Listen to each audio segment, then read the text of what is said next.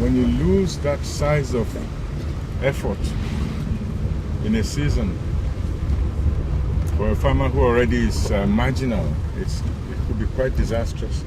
But that's because the weather suddenly changed, the patterns known to farmers suddenly changed. So over how many years have you seen the change? Well, the change has been gradual. It's been gradual. Oh,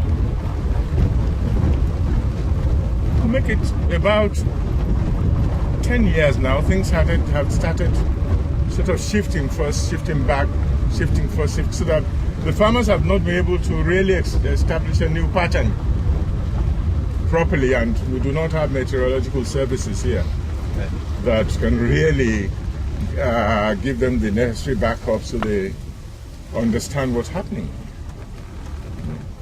But it's been quite some time. And can you see, does it... Hello? Echo. Sorry. Does it gradually, is it getting worse? Can you see every year, does it increase? It's getting worse, definitely. It's getting worse, getting more confusing.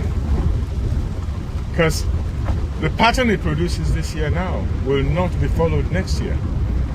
So that's what I mean, that any stable pattern is not being established. Because what farmers have done is when there's a change and that change repeats itself over 2, 3, 4 years, they usually can establish a new pattern that they respond to.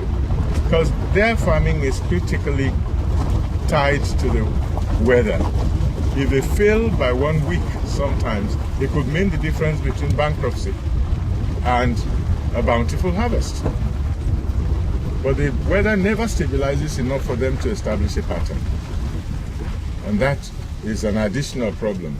I mean, they don't expect the weather to remain the same or for all times, but they require some stabilization for a while so they can quickly adapt to it.